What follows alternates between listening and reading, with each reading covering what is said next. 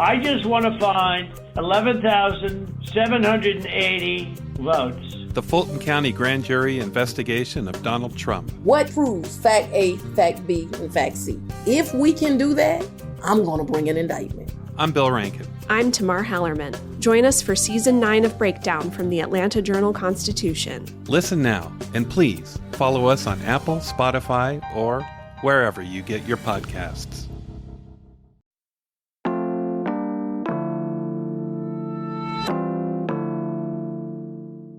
Today on CityCast Pittsburgh, we're winding down the year and we wanted to revisit some of our top episodes of 2022 and get your ideas about who we should talk to and what we should cover in 2023. I'm with the rest of the team to round up a few of our favorite shows.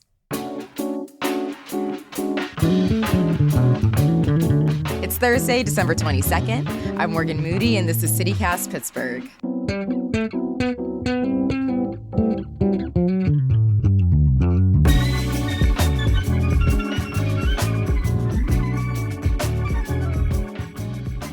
I'm here with lead producer Mallory Folk. Hello. Newsletter editor Francesca DeBecco. Hey, everyone. And audio producer Elizabeth Kama. Hi. We're rounding up a few of our favorite episodes from this year. It was hard to pick, but we could also use, your help, our listeners' help. We want you to weigh in on the places we should go, the people we should talk to, and the Pittsburgh history you might want to dive into next year.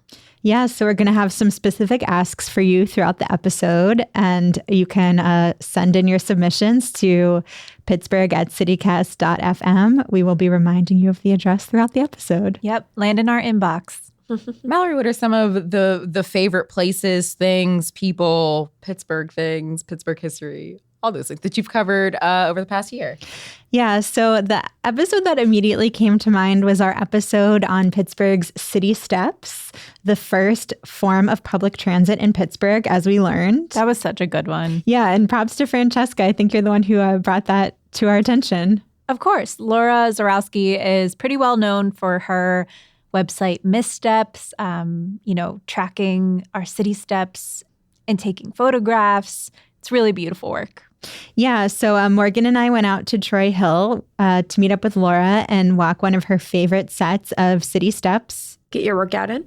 Yeah, get your workout for the day. The thing that I loved about this is that city steps are one of those things that have just kind of like, I grew up in Pittsburgh. They were always part of the landscape. They were always in the background. I've climbed some city steps in my time, but I never really stopped to just think about like the origins and the history and why Pittsburgh has so many. I learned we actually have the most in the world, more than 900 sets of public stairways. Wow. And so this was a great way to learn some Pittsburgh history. I really loved this tour with Laura. She was so informed about the history of everything in Pittsburgh, why these steps were here. You're right, just questions that I never thought of that she had all the answers to. Yeah, and she was talking about how basically, in the late 1800s, all of this industry popped up along the river and people needed a way to get from their homes up in the hills down to their workplaces. She talked about how things like trolleys and horse-drawn carriages existed at the time, but those were expensive. They weren't accessible to everybody. And so she considers city steps to be the first form of public transit because it really was available to everybody that was capable of walking up and down some steps, which, I guess if you're in the workforce, during that time, It's truly like a story of the working class, architecture. Yeah, exactly. So I want to play a little clip. So this is after, Laura was explaining that there was this specific period, late 1800s, when suddenly there were all these jobs that people needed the ability to get to by the water. This is why, how over time, it went from, maybe a dozen wooden stairs in Oakland and Southside slopes that were leading to the real heavy industries along the Mon to where we are now, which is over 900. And in just about every single neighborhood, these people had to have, in the 1800s, had to have been in such good shape. Their calves must have looked amazing, going up and down these stairs everywhere. There's often even like 1800s, but even going up through the 1950s, right? Of working class people that lived within city limits, they walked to work every day, and then they were also working these really physically demanding jobs. But even if you weren't a steel worker, if you were, say, 1920s, woman who lived in Troy Hill who was working down at Heinz, Heinz employed more than 50% of their working staff was female. And so, you were going on the stairs all the time, whether you were going on them for work, you were going to do your shopping, doing your errands, going to your house of worship. So it's often one of these things that I think about, the ancestors of Pittsburgh would laugh at us today of when COVID hit and the gyms were closed and all of a sudden it's I'm going to get so out of shape because I can't go do my cardio Stairmaster at the gym or whatever. And it's well, no, you got all these city steps that are all around you. And I'm this is why, it was a very different kind of life back then. She really is an expert. And keep your eye out because she announced earlier this year that she is actually writing a book about Pittsburgh steps. She is writing it with Matt Jacob and Charles Sukup, and they are going to dive into the history. They're going to map it out, take photographs, really from the late 1800s to the 1950s. They're going to kind of highlight how this unique form of infrastructure was built and maintained. And, take this opportunity also to plug that if you want to explore those stairs, but with somebody who is just a huge wealth of knowledge, Laura does offer step tours. We'll drop a link in our show notes where you can find those. But, I know I have some out-of-town family planning to visit early in the new year, and that's definitely something I'm going to set up is to take a tour with her. So if you're still looking for a holiday gift, maybe that's a good route to go. Experience. Yeah. Gift a City Steps tour. So now this is where you come in, our first ask. I mentioned that I love this episode because it kind of delves into the history of something that a lot of us take for granted, something that's been part of the Pittsburgh landscape for my entire life that I see totally different now.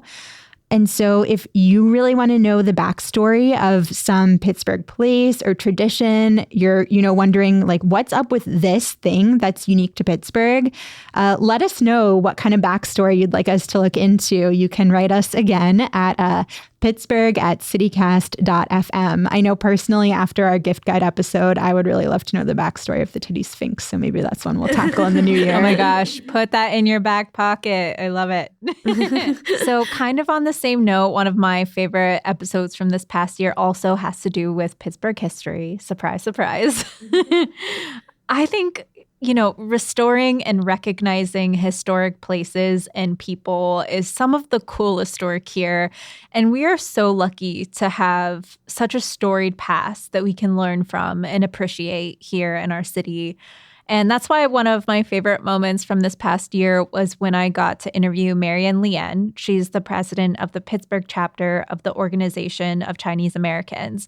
I talked to her when Pittsburgh's Chinatown finally got its historical marker. Mm-hmm. It was a long time coming. It took them 12 years and 4 appeals to the state to finally get this much deserved recognition. Okay, so I was not with the team at this time, so I'm people. But for people who may not know, where is or was Pittsburgh's Chinatown? Yeah, in the late 1800s, it was sort of this bustling city within a few square blocks of downtown between Grant Street, 2nd and 3rd Avenues, and Ross Street. That was until it was devastated by the construction of the Boulevard of the Allies in the 1920s. That forced residents to really leave the only place in Pittsburgh they felt at home. And the last remaining business of Pittsburgh's original Chinatown is the restaurant, Chinatown Inn on 3rd Avenue. Now, every time I drive down Boulevard of the Allies, I just think about, what used to be there and the cost of creating that roadway that so many of us rely on now. Right. Leanne explained just how important this community was for Chinese Pittsburghers at that time and really Asian folks throughout the region. If you don't have the documents, right, that are necessary to exist in in the world, it's a very scary space. And Chinatown afforded that kind of comfort to those who may not speak the language English, well, let alone navigate, the rules and regulations. And it was doing so well. At one point, it is attracting the Chinese from, and, other Asian folks, right? From West Virginia, from Ohio, right? And so this is the kind of international flavor that this Chinatown had brought. Right. And that speaks to, how this is so historically relevant. And there were sort of these unofficial mayors and these community societies who helped people sort of navigate the rest of Pittsburgh. So they would help, people deal with their taxes or, maybe go to a doctor's appointment if they didn't speak English. What can you tell us about these unofficial mayors that existed in these communities? Oh my gosh. I would say they, we called them mayors, but really they were like the diplomats, right, of the time, right? So Chinatown, like the rest of the Chinatowns across the world at the time, it really functioned as in a parallel universe, right? The Chinese that lived there, worked there, weren't welcomed in any other parts of the city. And so they had no choice but to carve out another existence. I can't believe it took them so long to be recognized, but I'm so happy they did get it. I just remember one thing that Marian said. She said, "Only if you choose to see it, it's here." And I thought that was really powerful, considering that it can be easily, brushed aside. But if you really choose to see the history and the culture and appreciate it, it's here and we can celebrate it. Definitely. So if there is a Pittsburgh history story that you'd like us to dig into next, let us know. We'd love to filter through the archives for you. Send it to pittsburgh@citycast.fm. Yeah, we're like Google, but better. Yeah.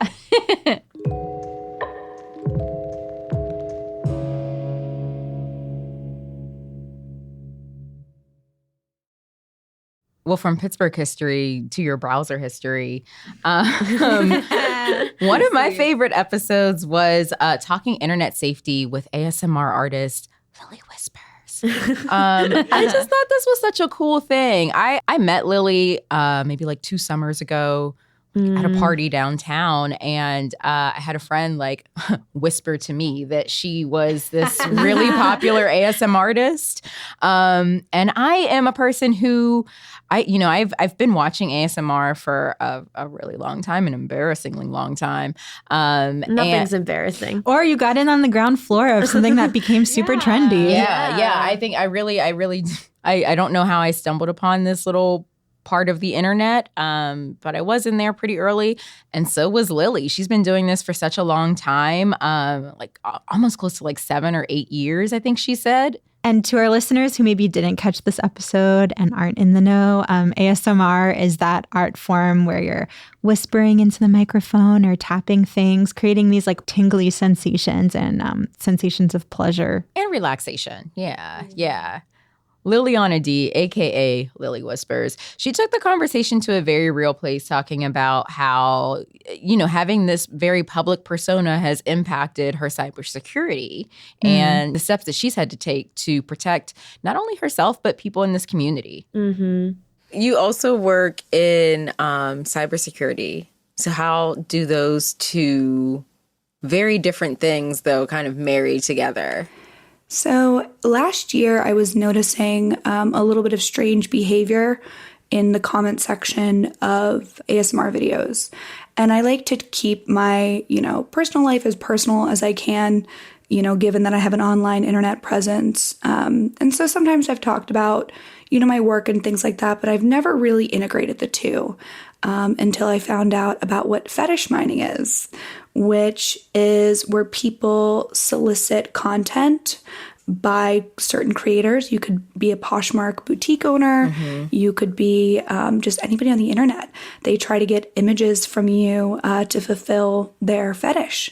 And I fell down another rabbit hole of fetish mining. And so I was realizing that a lot of people in the ASMR community and a lot of my viewers don't really have a strong cybersecurity posture.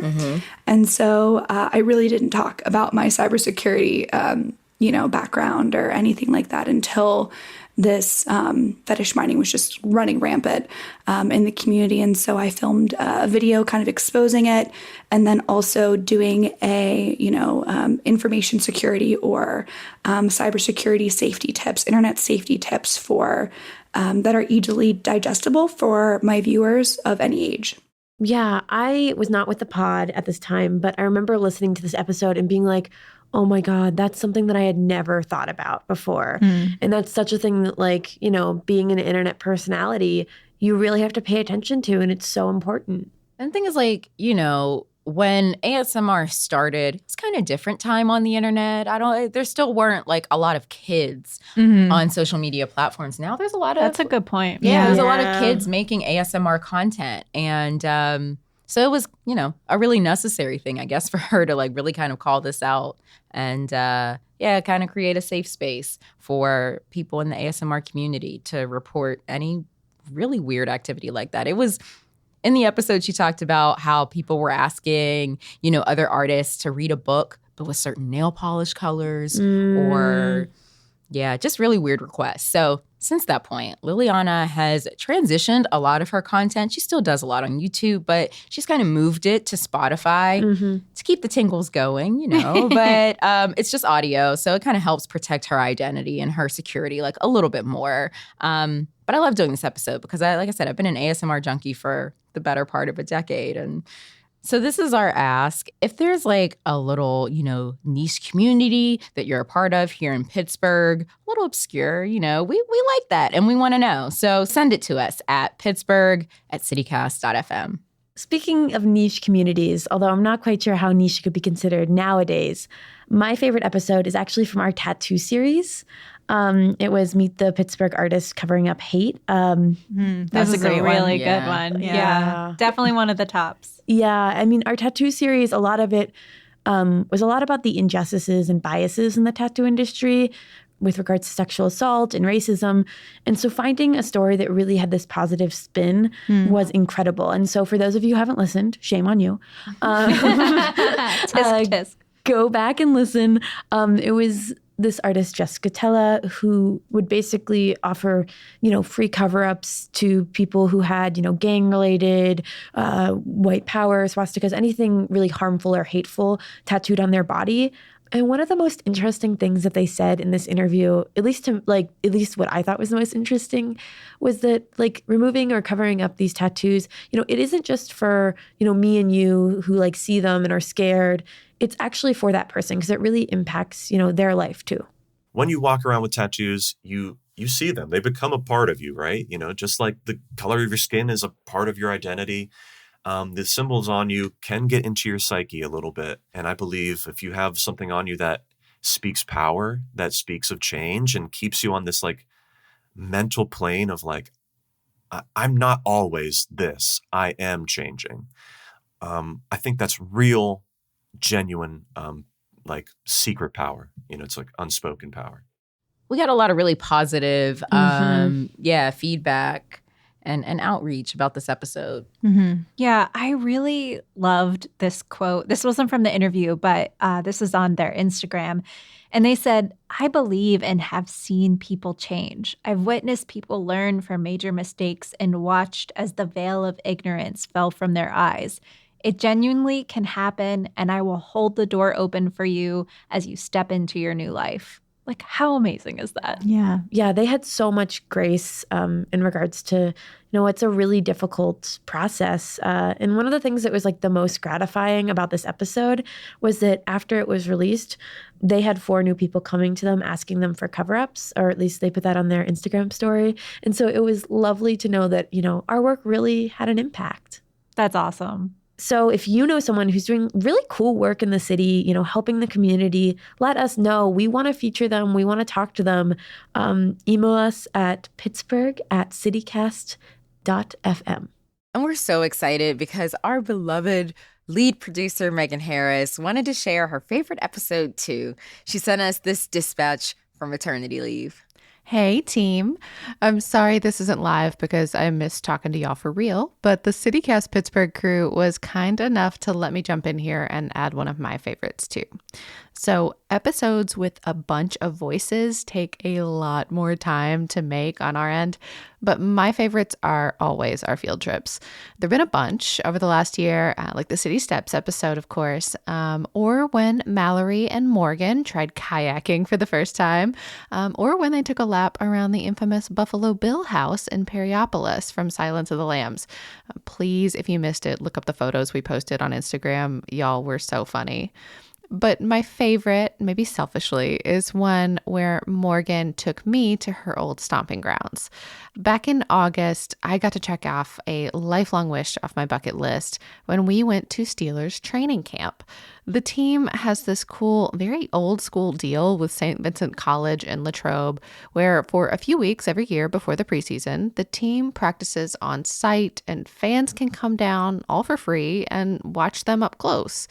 Older players sometimes show up. Like, I've heard gobs of stories about Franco Harris, for example, coming to show his support.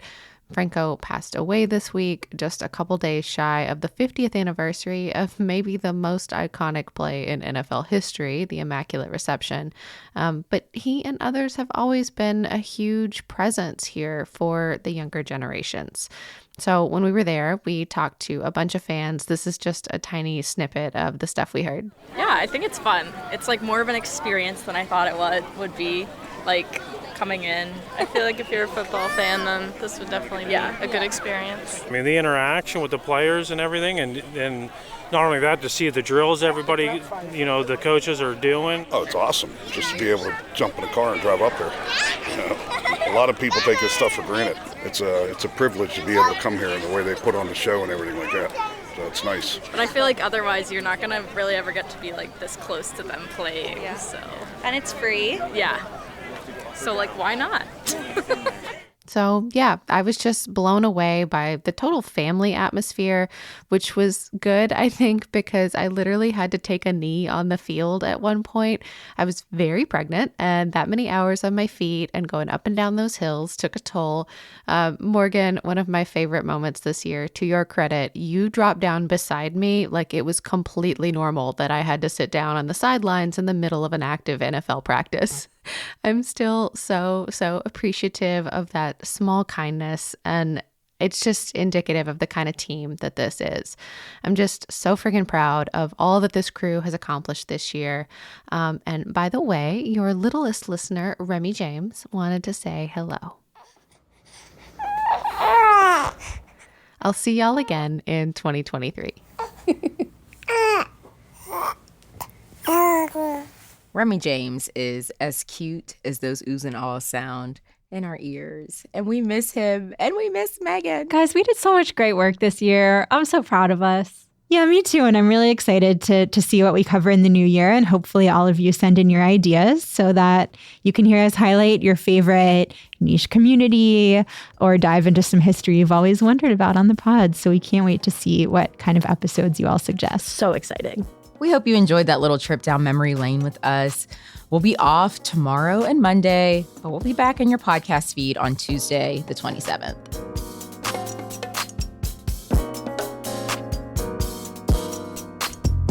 A little more news before you go. As you heard our lead producer Megan Harris mention, our city has lost the legendary Hall of Fame running back Franco Harris this week. The Immaculate Reception remains arguably the most memorable, nonsensical play that anyone in Steeler Nation has ever seen. Franco made Pittsburgh believe in miracles. I mean, the man was practically a deity in this extraordinarily Catholic city. What other city can you go to where they have a statue dedicated to a football play in the airport? He ran for more than 12,000 yards, won 4 Super Bowls, and was a part of the dynasty during the 70s that sparked our city's crazed love for black and gold, all while wearing the number 32. The Steelers plan to retire that number this weekend at a ceremony at halftime during the game against the Raiders. Franco died just 2 days before the 50th anniversary of the play that made him a household name in practically every Pittsburgh home. The timing of this is sudden, it's shocking.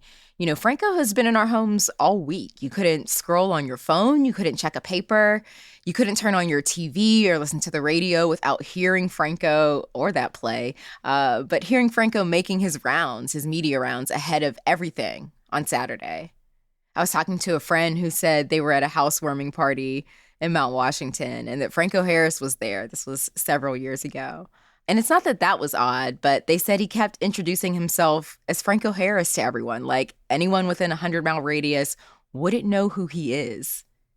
Franco was the city's forever hero and friend. Ricochet out there off of Jack Tatum and into the Man of the Year, Franco Harris's hands. Here's the miracle of all miracles. That's all for today here on CityCast Pittsburgh. Our team this week includes the voice of Megan Harris. We miss her. Mallory Falk, Francesca DeBecco, Elizabeth Kama, Noah Snyderman, and me, Morgan Moody. Music is by Benji. We'll be back on Tuesday with more news from around the city, so we'll see you then.